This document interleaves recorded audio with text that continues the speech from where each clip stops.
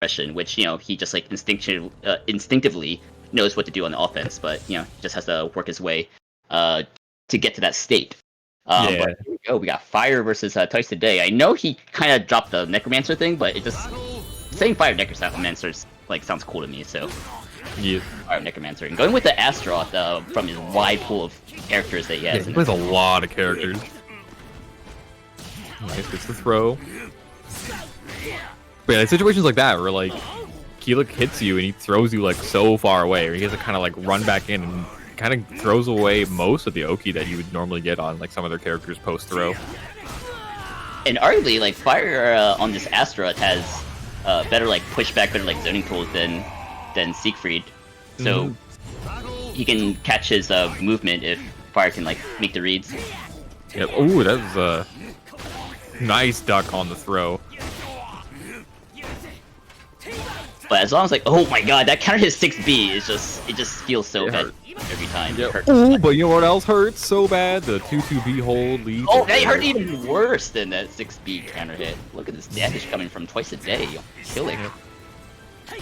But I like that Fyre kind of just like stand blocking a lot. Like I said before, Kilik's slows aren't that threatening. It's not the biggest deal if you're not committing a lot to like blocking him unless you're in these situations here. But he pops the soul charge, right? So gonna reset the neutral situation. And that's where the 4A's a really scary move. In that like those lower life ranges when it's gonna kill, that's when it's like, okay, Kilik has good lows now. And not just as like round closers as well, but just like obviously he can build up for that lethal hit, which he gets really good damage on that 4th one. We haven't seen it in play quite yet, but yeah. Well, even like the threat of like him building up to the lethal hit is very powerful. Ooh, trying to disrespect with the Titan's Tide coming through. Oh, and we're set up. Where are we going? Oh, what? Oh my god. That's a 12 frame CE, so that kind of works there. That was an amazing disrespect from Twice a Day. Was disrespectful, but that was a great call out because it's 12 frames. Why not? I wasn't expecting that myself. Well, if you look at it, right? Like, I don't know the exact frames that's like how plus it is. Probably like +8 or something. Fyre went for like a high step killer, so maybe he was trying to read some kind of movement on like reaction or something. But the plus frame, yeah. But either way, like even if he did go for the throw, I think the Kilik CE might have interrupted that. Yeah, it's hard to say. I think if he went for the throw, probably would have beat it. But he went for like a slower kind of like horizontal move, which, despite you having like those big plus frames, you do an like 20-something moves, and it doesn't really matter. Got that I-12. Yeah, he's probably doing that thing where it's like, okay, maybe he's reading my throw, but yeah, that was such a high risk, certainly high reward maneuver from Twice a Day. Before you keep going on, you're kind of bleeding, Omega. As far as like, we can hear Mic echo. Yeah, mic echo. All right. So just keep that in mind. Otherwise, you're good. This is a big turnaround. Going with Talim, a lot more like close range offensive heavy character with crazy mix-ups.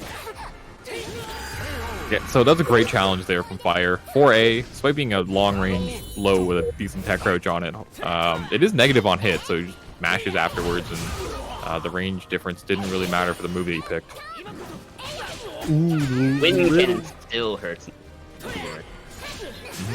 Oh, so going for the 6BB, actually able to beat out the GI timing there as well. So Twice a Day, he went for the call out on the mash, but unfortunately just wasn't quite timed right.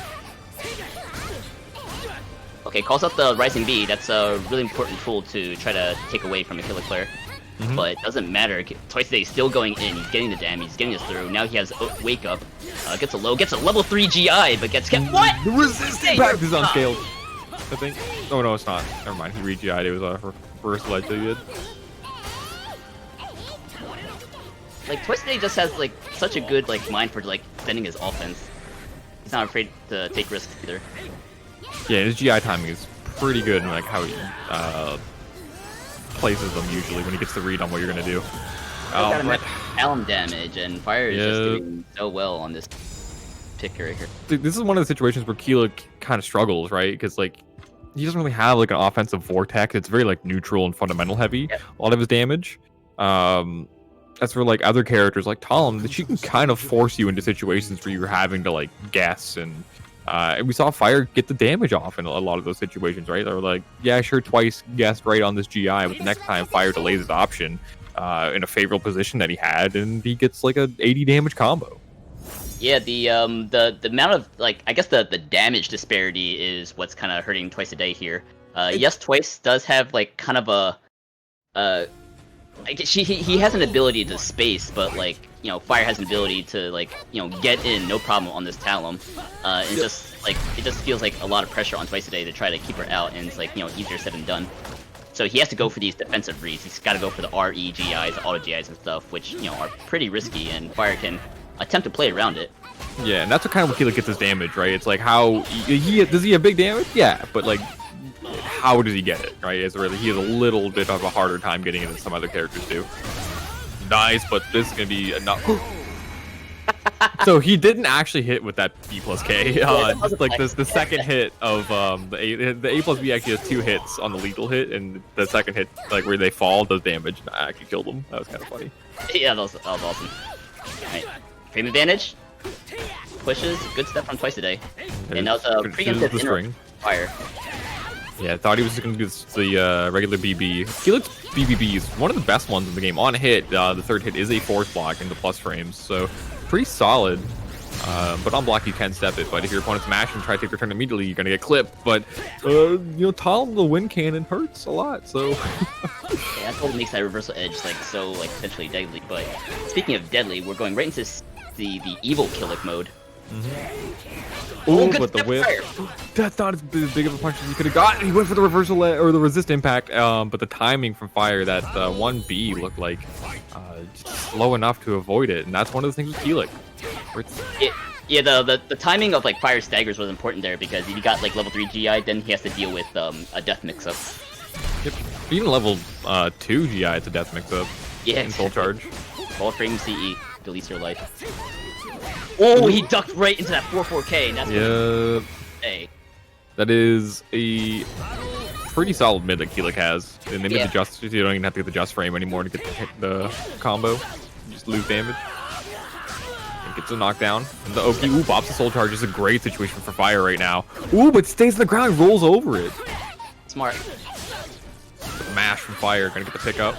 In this similar situation, 6-6 A plus B, and delays his option again. Twice a Day cannot get the timing on his offense right now and loses the round. Yeah, nice call out of that GI attempt Twice a Day. Like, if you're gonna play around and remove the defensive options from Twice a Day's Kilik, it's gonna be really, really hard for Twice a Day to come back. And that's why Twice a Day's trying to do like movement options, trying to match his buttons, but Fyre is just like staying in his space, just making it really hard, being really annoying. Yep. Mix-ups. Oh, what do you do? I mean, he does have meter, so evil Kilik CE might come into play here. The thing with it now is like, okay, nice soul charge, gonna knock her out of the CE. There it is. But this is a bad. There's unintoppable. He tried to challenge it. So one of the risky things, like